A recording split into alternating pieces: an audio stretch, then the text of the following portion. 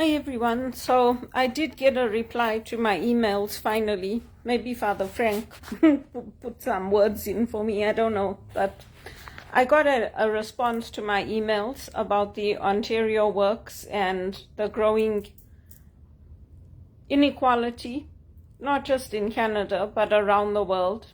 And also I had asked them about money for my startup. So they told me they can't help me. I'm sure if I had asked for Africa, they would have given me millions. I should have said it's for Sudan, not for Toronto. Anyway, I was redirected to write to another minister. I put all the ministers on there that the church had given us to write to. But I was redirected to another minister, so I've written to him. So let's see what he says. But this push comes from the church. When I write, it's because there's something they've asked us to write about. Sometimes it's my own, like for my startup. I didn't get the support I need, but at least I got a response. So maybe they saw my comment on Pierre Poilievre's post this morning. But I did give them solutions, so it's not my fault if they don't want to take them. Because what I'm saying, people, they have big conferences at WITS about this, about the growing inequality, and everybody's supposed to be working to resolve this. But anyway, I just wanted to say that at least I got a response. So I did write to the next minister that they told me to write to. And I think if enough of us keep pushing back and commenting on social media and bringing the issues forward, things can change. Things wouldn't have changed with Africa being given a seat at the UN security seat. They wouldn't have had a voice at the table. Nothing changes unless you take an initiative, you take an action. So I'm happy that I took that action for myself. And I know others are taking action, asking for the welfare rates to be increased, asking the government to address the growing inequality, the growing unemployment. It's not just me. And as AI comes in, there's going to be opportunities, yes, for more jobs, but there's also jobs that are being taken away. There's jobs that are being automated. On the news, I saw that the EV cars, Japan's decided not to go ahead with that. So I was watching a documentary today, and they were saying that a lot of the places that used to be the hubs where the jobs were growing, those places are not attracting the businesses anymore. So for me, I have a problem because I don't speak French. So when I came to Canada, you didn't have to be fully bilingual. You didn't have to take exams in French and English. And I came here on the strength of my education. So for me, going to live in Alberta, it's a problem, or going to Montreal or going to Ottawa, because my weakness is not that I can't learn, it's that I don't have that apt for languages. I have the basics, but if you ask me to write communications in French that are going to go out to the public, or you ask me to do a newsletter in French, or to communicate with people on the phone in French, I'm not going to be able to do it. And I'm saying that because I did try. When I worked at Retail Council of Canada, they asked me, because I took French up to level 2 here at U of T. And I tried and I couldn't do it. So people like me need to be looking for jobs in English-speaking countries where people communicate in English, not in Spain, not in France, not in Alberta, which unfortunately is where all the jobs are now because of the oil and gas, but in English-speaking places, because they're saying that the unemployment is rising here and they don't expect the jobs to come back. So that's why I'm saying if I get a job in Zimbabwe, I'm going to go. And I did send the email to the Consulate General, and I put it in my email to the MP as well, that, you should consider making dual citizenships, because if you're going to support startups for Africa, then give us the money. Give me that money. I'll go to Africa and do a startup. And I'll go there and I'll do my Maxwell leadership in the schools. I'll help them with the youth development, because I'm here in Canada and you don't want to give me the money. You don't want to help when I ask for aid, when I ask for support. So, but if I write and I tell you to help Africa, you won't just give 1 million, you'll give like, I don't know how many 100 million you give. So anyway, that was my suggestion to them, because I've written to them about MAID. The church asked us to write about MAID. I've written to them on the growing poverty in Canada and inequality. And I incorporated into that my request. Because they give people millions, they give them billions to go and do startups in Africa and all these places. So why shouldn't I ask? I can also ask. They're saying no. They're saying Mark Carney is not going to make a donation to your campaign. Well, that's fine. But I have to try every avenue that I can, isn't it? If Comrade Mnangagwa says, yes, come, I'm going to give you the money, then I'll go there.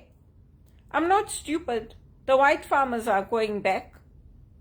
So, and I've been successful. I've been successful with my selling insurance policies. I've been successful in my contracts. I do a good job. But unfortunately, I don't get paid the money like the guys that I can buy my own property and I didn't invest in cows and cattle and all that. So, you know, and even if I did, it would have probably been taken away from me because I'm not a black Zimbabwean. So, yeah, but I just wanted to let you guys know I got a response. So let's see what they say, because it's virtually impossible to live on $733 a month. I asked the social worker, where in Toronto or anywhere in the world can you rent a room for $200 a month? And then from the rest of that, you have to pay your internet, your phone, your food, you have to pay for everything. You can't. And they even told me themselves that those rates have not been updated. So you have to be persistent and you have to keep pushing. And that's how things change. And even now in Africa, there's big riots and things taking place because of the fuel shortages. Well, Canada keeps saying that, oh, we need new markets. We need to expand our markets. What about Africa? What about them? What about Kenya and Zimbabwe and South Africa? South Africa was also having fuel shortages because of this war that's taking place. So what about them? Because they send us things. They send us fruit. We get beef from Australia. We get meat from South Africa. We get fruits from Zimbabwe. You go into the store, you see all the fruit and everything from Africa. So why not? Why not? But anyway, I'm still going to keep sending my link out. There are other people that are sending links out like that, and they're raising money. They're getting people are giving them 5,000 at a time. So why not me? Because if you're doing a startup, you need to buy equipment, you need to have a place. If you're renting, that's fine. But you want to buy a property, you want to be able to start afterwards employing people or replicating what you're teaching people. So why not me? Others are doing it. Anyway, we'll see what he says if he gets back to me, if he says anything. But yeah, I tell the priests at the church, like you guys tell us to write, the cardinal and everybody, write to the MPs, bring the issues up, put your faith into action. And then when you write, you don't get a response. This is the first response I've gotten from all those emails that I sent out. Well, they all earn big money, so why can't they donate to my GoFundMe? Because if you go to the bank will say, oh, you don't have an income, so we can't give you a loan. Well, obviously, I don't have an income because I'm a startup and because I lost my minimum wage job. So how am I going to get an income? It's impossible. So anyway, it's the reality. And I also, with the refugees, I don't support them getting benefits over us. Citizens need to have benefits as well. I only got dental coverage now, last year. Before that, I didn't have any dental coverage. And then when I was working at Teleperformance, I had some. But when the refugees come here, they get everything. They get housing, they get dental coverage, they get medical care. Yeah, I don't mind helping them, but you know what? I also want those things for myself. I also want to work at EY in consulting. I also want to work in executive assistant jobs or HR jobs paying over $70,000 a year and use my Canadian education and credentials. And if I can't use it here, it's not fair of the government to hold me back and to not support me being transferred to England or somewhere else, or even Zimbabwe. They should support it, because it's more of a burden on them to keep me here and then to have me lose my health, lose my property, lose everything. If you calculate how much money they'll end up spending when they could just increase the rates, put in the basic income that they said they were going to implement of $4,000 to $5,000 a month, that would save a lot of people going homeless. It would save a lot of people going to food banks, because you have to look at the cost of living. It's basic economics. What is your monthly cost of living for a basket of goods? And you can't say that, oh, for a single person your rent is $200, and for a family of 4 your rent is $2,200. That's not how it works. If you're renting a property in Toronto, your average rent is the same. Whether you're married or family of 4, you're paying at least $3,000 a month with your rent.